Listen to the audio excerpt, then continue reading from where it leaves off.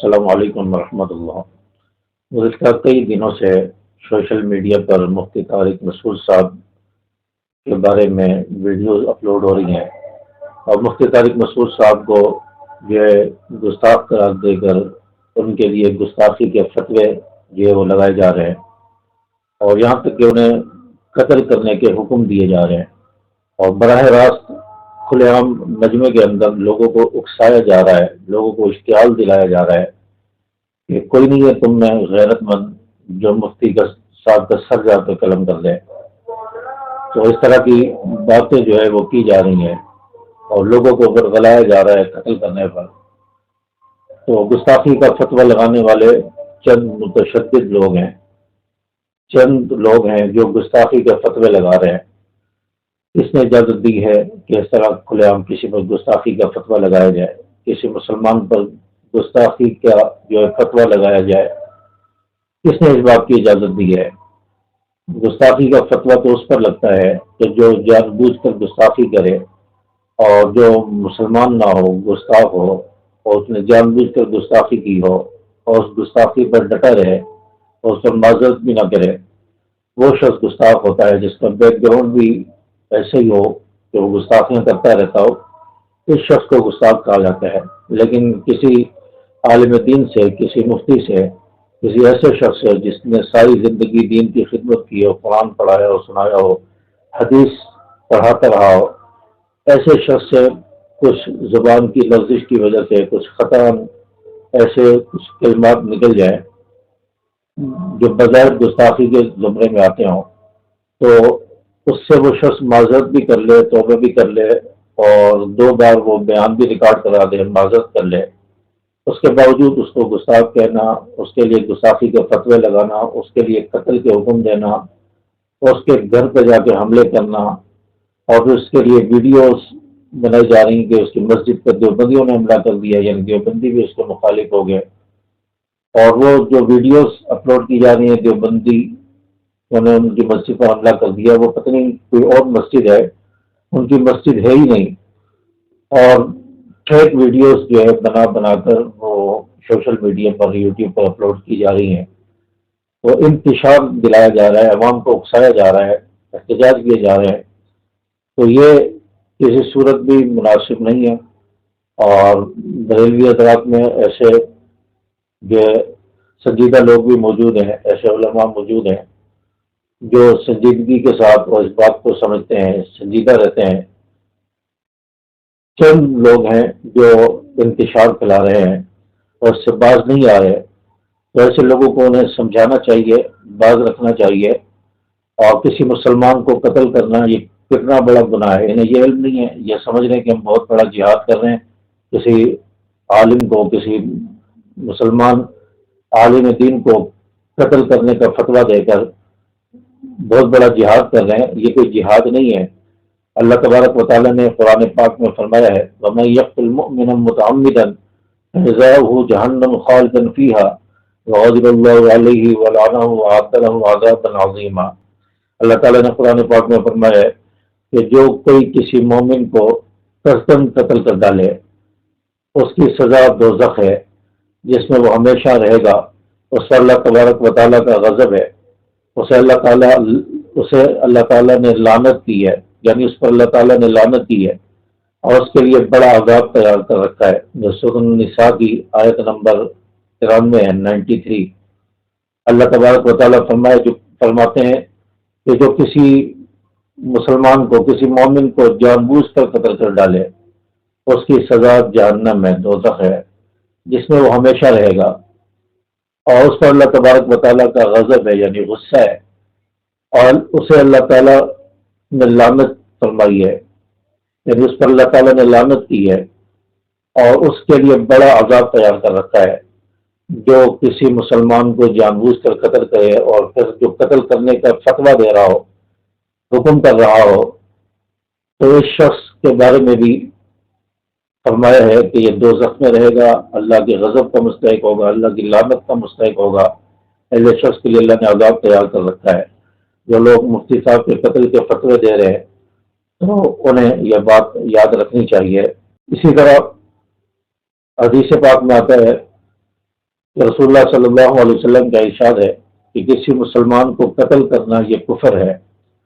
اور کسی مسلمان کو گالی دینا فسق ہے یعنی گناہ ہے۔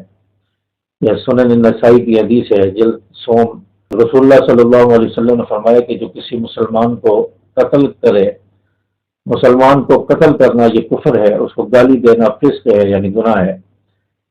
تو مسلمان کو گالی دی جا رہی ہے، مفتی طارق مسعود صاحب کے لیے نازیبا زبان استعمال کی جا رہی ہے، وہ کتا لکھا جا رہا ہے، کہا جا رہا ہے، اور ایسے بد زبانی کے الفاظ جو ہے ادا کی جا رہے ہیں، جو کسی حد تک بھی مناسب نہیں ہے۔ تو اس حدیث کی روح سے کسی مسلمان کو قتل کرنا یہ بھی کفر ہے، اور گالی دینے والا فاسق ہے، گناہگار ہے۔ اور اگر رسول اللہ صلی اللہ علیہ وسلم کے اتنے عاشق ہیں،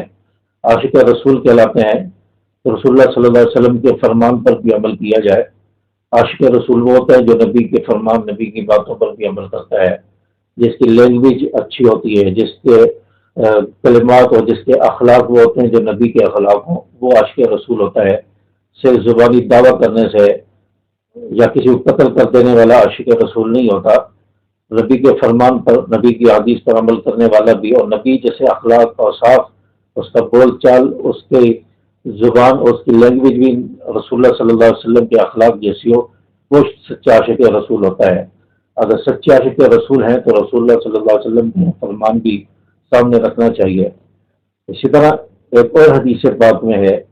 رسول اللہ صلی اللہ علیہ وسلم کا ارشاد ہے، حضرت ابو سعید خدری رضی اللہ تعالیٰ عنہ اور حضرت ابو ہریرہ رضی اللہ تعالیٰ عنہ اس حدیث کے راوی ہیں۔ فرماتے نبی کریم صلی اللہ علیہ وسلم نے فرمایا، اگر تمام آسمانوں اور زمین والے کسی ایک مومن کے قتل میں شریک ہو جائیں، تب بھی یقیناً اللہ تعالیٰ ان سب کو جہنم میں جھونک دے گا۔ یعنی تمام زمین والے، تمام آسمان والے کسی ایک مومن کے قتل میں شریک ہو جائیں، کسی ایک مسلمان کے قتل میں شریک ہو جائے، تو یقیناً اللہ تعالیٰ ان سب کو جہنم میں ڈال دے گا، اللہ تعالیٰ پھر بھی انہیں معاف نہیں کرے گا۔ رسول اللہ صلی اللہ علیہ وسلم کی حدیث ہے، اور یہ بھی ترمذی شریف کی حدیث ہے۔ تو رسول اللہ صلی اللہ علیہ وسلم نے کسی مسلمان کو قتل کرنے سے منع فرمایا ہے، اور قتل کرنے والا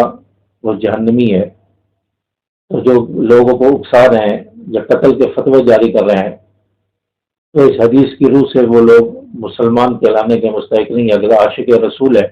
رسول اللہ صلی اللہ علیہ وسلم کا یہ فرمان انہیں یاد ہونا چاہیے۔ کسی مسلمان کو قتل کرنے کے لیے جو فتوے جاری کر رہے ہیں، حکم دے رہے ہیں، تو وہ کسی حد تک بھی جو عاشق رسول نہیں ہو سکتے۔ اسی طرح قرآن پاک کی ایک آیت ہے، سورہ مائدہ کی آیت ہے، آیت نمبر 32 اس میں اللہ تبارک و تعالیٰ فرماتے ہیں کہ جو کسی مسلمان کو مار ڈالے بغیر کسی جان کے بدلے کے، یا زمین پر فساد پھیلانے کے بغیر، تو گویا اس نے تمام لوگوں کو قتل کر ڈالا۔ یعنی جو کوئی کسی مسلمان کو مار ڈالے بغیر کسی جان کے بدلے میں، یعنی اس نے کسی کو قتل نہیں کیا اور اس کو قتل کر دیا جائے کسی جان کے بدلے کے بغیر، یا زمین پر فساد پھیلانے کے بغیر اس کو قتل کر دیا جائے، تو گویا اس نے تمام لوگوں کو قتل کر ڈالا۔ تو یہ سورۃ المائدہ کی آیت نمبر 32 ہے۔ اللہ تبارک و تعالیٰ سے اس میں فرما رہے ہیں، جس نے بغیر کسی جان کے بدلے میں کسی مسلمان کو قتل کر ڈالا یا فساد پھیلانے کے بغیر،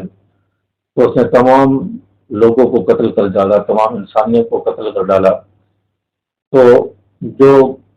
قتل کرنے کا حکم دے رہے ہیں، مارنے کا حکم دے رہے ہیں، حالانکہ مفتی صاحب نے کسی کو قتل نہیں کیا، کسی کو مارا نہیں ہے، اگر ان کی زبان سے گستاخانہ یا کچھ ایسے الفاظ نکلیں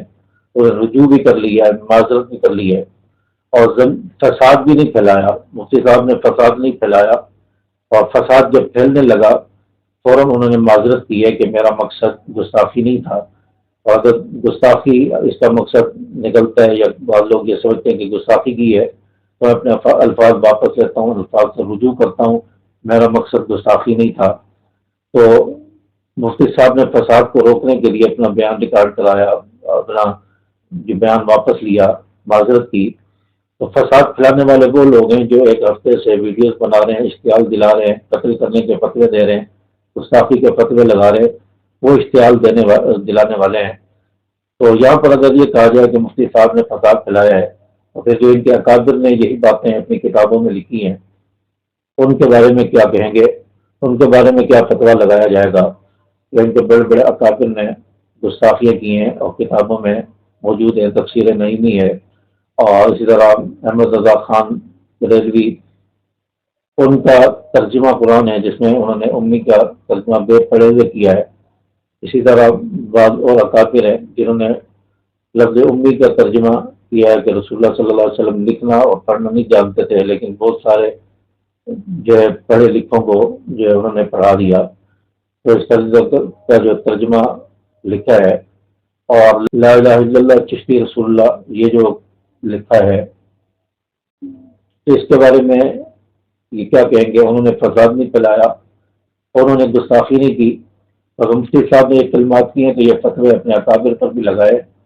یہ میں فتوے نہیں لگا رہا، بلکہ میں صرف یہ بتا رہا ہوں کہ ان کے اکابر نے بھی یہ بات کی ہے اور ان کے الفاظ بھی کتابوں میں موجود ہے، تو ان پر بھی فتوے لگائے جائے۔ بہرحال اس چیز کو رکنا چاہیے، اس فتنے کو رکنا چاہیے۔ مفتی طارق مسعود صاحب کے خلاف جو باتیں ہو رہی ہیں تو ان کو روکنا چاہیے، اور ایسے لوگوں کو لگام دینی چاہیے جو کسی کے قتل پر لوگوں کو اکسا رہے ہیں، اور حکومت بھی ایسے لوگوں کو لگام دے۔ امید ہے کہ بات آپ کو سمجھ آئی ہوگی۔ ویڈیو کو لائک کریں، شیئر کریں۔ السلام علیکم ورحمۃ اللہ۔